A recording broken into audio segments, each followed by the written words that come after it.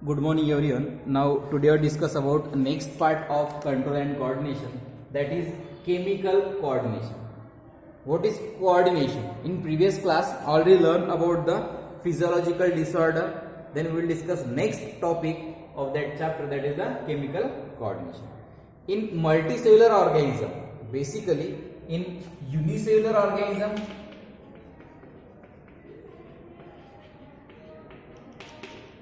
Unicellular organism अगर आप observe करते हैं तो यूनिसेलुलर ऑर्गेनिज्म में कोऑर्डिनेशन होता है लेकिन सिंगल सेल में, बट ड्यू टू इवोल्यूशन के बाद ये जो यूनिसेलुलर ऑर्गेनिज्म है ये कन्वर्ट हुए हैं मल्टीसेलुलर ऑर्गेनिज्म। मल्टीसेलुलर ऑर्गेनिज्म में क्या है,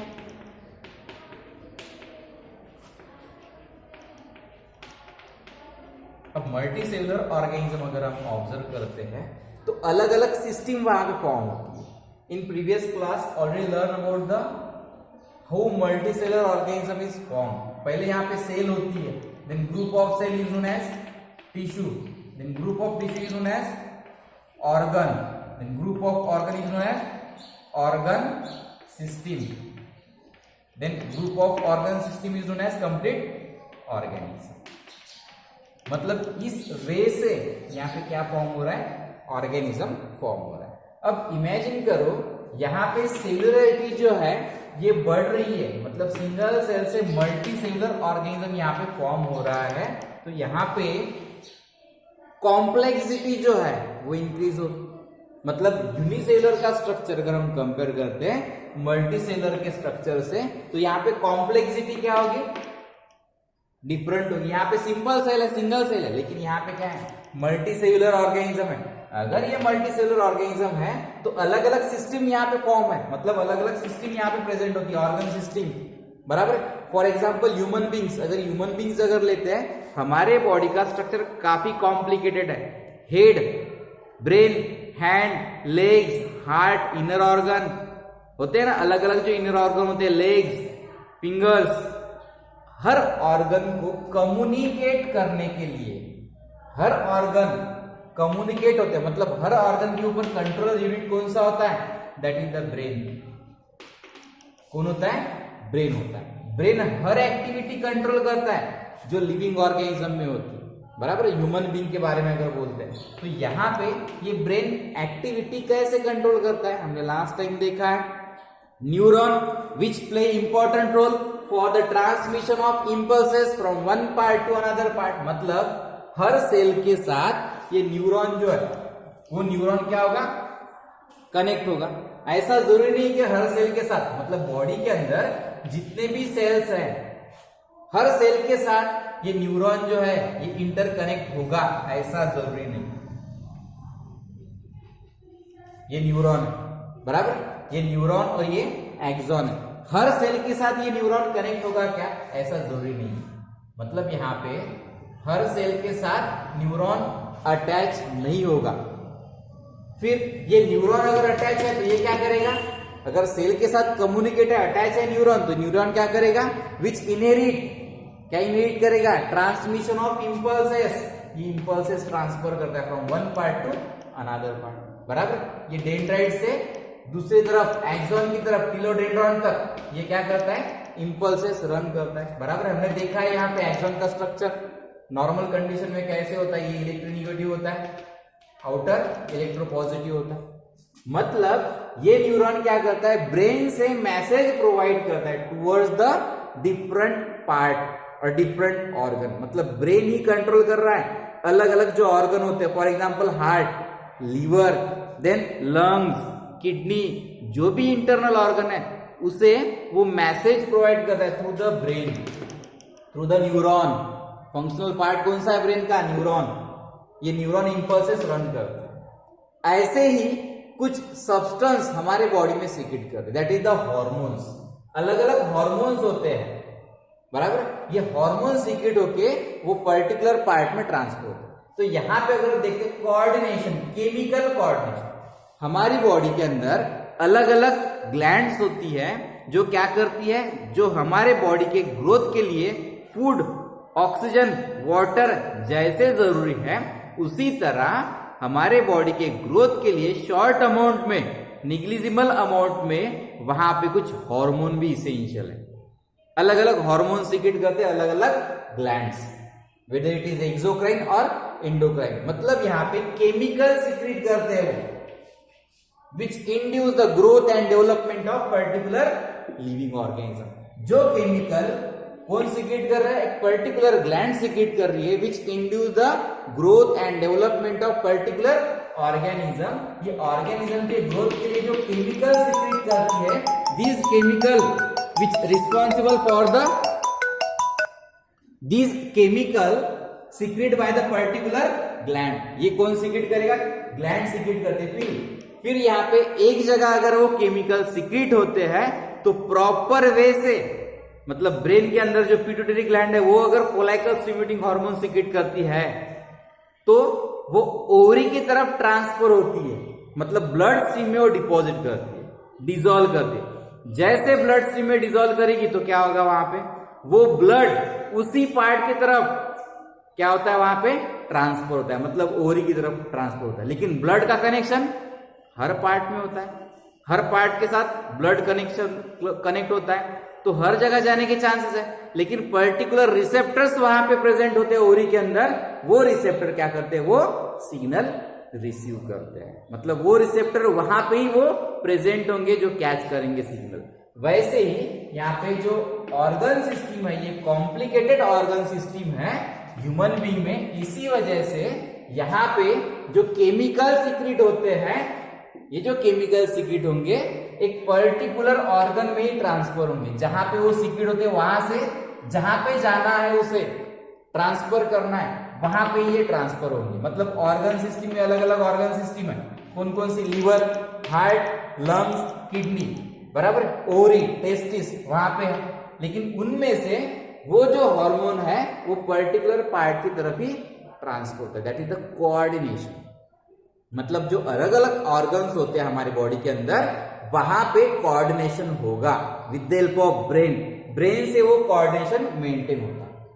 क्यों ये कोऑर्डिनेशन होना जरूरी है, क्योंकि ये ऑर्गन सिस्टम कैसे है, ये कॉम्प्लिकेटेड ऑर्गेनिज्म है, अलग अलग सिस्टम वहां पे है, digestive system, excretory system, respiratory system, reproductive system, बराबर। तो ये अलग अलग सिस्टम के लिए अलग अलग जो केमिकल सीक्रेट होते हैं वो, मतलब अलग अलग सिस्टम के साथ कोऑर्डिनेशन होना जरूरी है। इसी वजह से जो केमिकल सीक्रेट करेंगे वो कोऑर्डिनेट मैनर में पर्टिकुलर पार्ट पे ही ट्रांसफर होगा, that is the chemical coordination.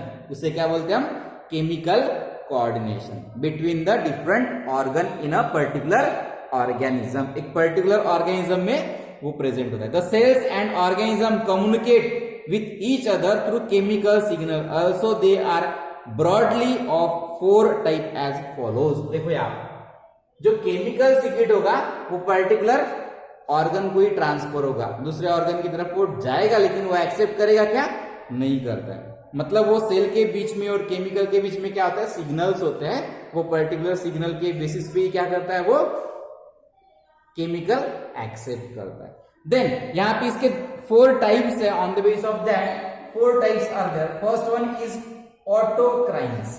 What is autocrines? Autocrines क्या है? Autocrine is nothing but the cell release secretion to stimulate itself. Cell क्या करेगी, एक सब्सटेंस सीक्रेट करेगी। सेल क्या करेगी, एक सब्सटेंस सीक्रेट करेगी, केमिकल सीक्रेट करेगी। अगर सेल है तो ये सेल कुछ सब्सटेंस सीक्रेट करेगी और सब्सटेंस सीक्रेट करने के बाद खुद को स्टिमुलेट करती है, विच स्टिमुलेट इटसेल्फ। मतलब सेल, जो सेल खुद एक केमिकल सीक्रेट करेगी और वो खुद को स्टिमुलेट करेगी, that is known as autocrine. Cells release secretion to stimulate itself. मतलब ऑटोक्राइन मतलब क्या होता है, auto means self, auto means self. ऐसी सेल जो एक केमिकल सीक्रेट करेगी और खुद को स्टिमुलेट करेगी for the particular activity. Then उसके बाद पैराक्राइन्स। अब पैराक्राइन्स क्या है, cells release secretion to stimulate neighbouring cells. मतलब यहां पे ये जो पैराक्राइन है इसका मीनिंग क्या होता है, एक सेल है, ये सेल एक सब्सटेंस सीक्रेट करेगी, मतलब केमिकल, और ये सीक्रेट करने के बाद ये जो केमिकल है ये केमिकल स्टिमुलेट करेगा दूसरे सेल को। ये सेकेंड जो नेबर सेल है, सराउंडिंग में जो सेल है, यहाँ पे क्या होगा, एक सब्सटेंस या केमिकल सीक्रेट होगा, ये फर्स्ट सेल सीक्रेट करेगी और उसके साइड में जो एडजेसेंट साइड में जो सेल प्रेजेंट है, एडजेसेंट साइड में एक सेल प्रेजेंट है, वहां पे ये ट्रांसफर करेगी, that is the paracrines. Paracrines मतलब होता क्या है, यहाँ पे cells release secretion to stimulate neighbouring cell. जो सेल, एक सेल सब्सटेंस सीक्रेट करेगी और किसे स्टिमुलेट करेगी, सराउंडिंग सेल को, उसके साइड में जो सेल है उसे क्या करेगी, ये स्टिमुलेट करेगी। इससे पहले क्या देखा था, ऑटोक्राइन। ऑटोक्राइन मतलब क्या होता है, खुद सेल सीक्रेट करेगी और खुद को स्टिमुलेट करेगी, लेकिन यहाँ पे क्या है, कंडीशन अलग है। एक सेल सब्सटेंस सीक्रेट करेगी और दूसरे सेल को स्टिमुलेट करेगी फॉर द पर्टिकुलर एक्टिविटी, एक पर्टिकुलर एक्टिविटी के लिए। Cell to cell communication between two adjacent cell, adjacent cell के बीच में कम्युनिकेशन होता है, that is the paracrine. Then endocrine, cells release secretion to stimulate distant cell. अब यहां पे एक सेल सब्सटेंस सीक्रेट करेगी और दूसरे सेल को मतलब एक पार्ट अगर हम देखते हैं, endocrine, cells release secretion and stimulate distant cell, अलग अलग सेल को स्टिमुलेट करेगी। फॉर एग्जाम्पल यहाँ पे एंडोक्राइन का एक एग्जाम्पल देते हैं। हमारे बॉडी में होती है पिट्यूटरी ग्लैंड, एक ग्लैंड होती है पिट्यूटरी ग्लैंड, ब्रेन में होती है। ये ग्लैंड क्या करती है, इस तरह एक ग्लैंड होती है। ये ग्लैंड क्या करती है, यहाँ पे ये ग्लैंड हमारे ब्रेन में होती है, इमेजिन करेंगे, यहां पे हम ब्रेन बताएंगे। ये ग्लैंड कहां पे है, ब्रेन में। पी शेप, पाइसम सटाइम पी देखा है ना, उसी शेप में एक ग्लैंड प्रेजेंट होती है। वो ग्लैंड एक हार्मोन सीक्रेट करके, केमिकल सीक्रेट करते हैं, that is the follicle stimulating hormone. कौन सा, फोलाइकल स्टिमुलेटिंग हार्मोन। ये सीक्रेट करेगी, फिर ये ब्लड स्ट्रीम में डिपॉजिट करेगी। कहां पे, ब्लड में डिपॉजिट करेंगे। कहां पे, ब्लड में डिपॉजिट करेंगे। उसके बाद ये जो ब्लड है, जो केमिकल है यहाँ पे फोलाइकल स्टिमुलेटिंग हार्मोन, जो ब्लड कैरी कर रहा है, वो ब्लड तो अलग अलग पार्ट पे ट्रांसफर होगा ना, अलग अलग, हार्ट को भी होगा, लीवर को भी होगा, लंग को भी होगा, बराबर, किडनी को भी प्रोवाइड होगा। लेकिन ये जो केमिकल सीक्रेट हुआ है, ये हार्ट कैप्चर नहीं करता, बराबर। ये ग्लैंड ने सीक्रेट किया है, ब्रेन के अंदर है, वो ब्लड स्ट्रीम में ट्रांसफर हुआ है, लेकिन ये जो पार्ट है, ये कहां पे ट्रांसफर होता है, transfer toward the ovary. Ovary की तरफ ही ट्रांसफर होता है। ओवरी की तरफ ट्रांसफर क्यों होता है, अरे पूरे बॉडी में ट्रांसफर हो रहा है ये ब्लड से, ओवरी की तरफ ही नहीं। लेकिन इस ओवरी के अंदर कुछ रिसेप्टर्स होते हैं जो रिसीव करते हैं इस केमिकल को रिसीव करने के लिए कुछ रिसेप्टर चाहिए। वो रिसेप्टर ओवरी के अंदर, ओवरी के ऊपर है, मेम्ब्रेन के ऊपर कुछ प्रोटीन है, तो वो क्या करते हैं, वो कैप्चर करते हैं। मतलब यहां पे हुआ क्या है, ब्रेन में जो हार्मोन फॉर्म हुआ है, फोलाइकल स्टिमुलेटिंग हार्मोन, वो ब्लड स्ट्रीम में ट्रांसफर हुआ है, पूरे बॉडी में फैलेगा वो, लेकिन वो एग्जैक्ट कौन कैरी करेगा, वो ओवरी कैरी करती है, बराबर। That is the endocrines. उसे क्या बोलते हैं हम, एंडोक्राइन्स। एंडोक्राइन का मीनिंग क्या होता है, cells release secretion to stimulate distant cell और टारगेट सेल। डिस्टेंट मतलब टारगेट सेल। ये जो टारगेट सेल है, ओवरी यहाँ पे टारगेट सेल है, तो ये ब्रेन में जो ग्लैंड है, पिट्यूटरी ग्लैंड, ये सीक्रेट करने के बाद ये ओवरी क्या करेगी, उसे एक्सेप्ट करेगी, मतलब ओवरी कैरी करेगी, मतलब ये टारगेट सेल है तो ये कैरी करेगी, एक्सेप्ट करेगी उसे। कौन सा chemical, follicle stimulating hormone, that is the endocrine system. Then उसके बाद last part, that is the pheromones. अब फेरोमोन्स क्या है, यहाँ पे organ release secretion to stimulate other organ. मतलब एक ऑर्गन कुछ कंपोनेंट सीक्रेट करेगा, केमिकल सीक्रेट करेगा और दूसरे ऑर्गेनिज्म को, अदर ऑर्गेनिज्म को, एक ऑर्गन क्या करेगा, कुछ कंपोनेंट सीक्रेट करेगा और दूसरे ऑर्गेनिज्म को, मतलब ऑर्गेनिज्म, अदर ऑर्गेनिज्म को क्या करेगा, वो स्टिमुलेट करेगा for the particular activity, particular activity के लिए। अब ये सब क्यों हो रहा है? Due to complexity of living organism. Complex है ये स्ट्रक्चर, ऑर्गेनिज्म का स्ट्रक्चर क्या है? ये कॉम्प्लेक्स स्ट्रक्चर है। इसी वजह से यहाँ पे क्या हो रहा है, ये कोऑर्डिनेशन, केमिकल कोऑर्डिनेशन होना जरूरी है। Why that chemical coordination are necessary for that to maintain the particular metabolism of an particular organism. ये मेटाबॉलिज्म मेंटेन करने के लिए केमिकल कोऑर्डिनेशन जरूरी है। इमेजिन करो हमारे बॉडी के ग्रोथ के लिए, डेवलपमेंट के लिए जैसे वाटर, फूड, न्यूट्रिएंट रिक्वायर होता है, ऑक्सीजन रिक्वायर होता है, वैसे ही स्मॉल क्वांटिटी में कुछ केमिकल्स रिक्वायर होते हैं फॉर द पर्टिकुलर मेटाबॉलिज्म। जो मेटाबॉलिज्म है वो इंप्रूव करने के लिए पर्टिकुलर केमिकल्स रिक्वायर होते हैं। वो केमिकल रिक्वायर होने के बाद वो पर्टिकुलर ऑर्गन फॉर्म करता है और दूसरे टारगेट पार्ट पे वो ट्रांसफर होता है, तभी वहां पे कोऑर्डिनेशन होना जरूरी है। अगर कोऑर्डिनेशन नहीं होता तो वो केमिकल दूसरे पार्ट में भी ट्रांसफर हो सकता था, उसका एडवर्स इफेक्ट ह्यूमन बॉडी के ऊपर होता। इसी वजह से chemical coordination necessary process for the particular activity, growth and development के लिए। Then we will discuss next part in next session. Thank you.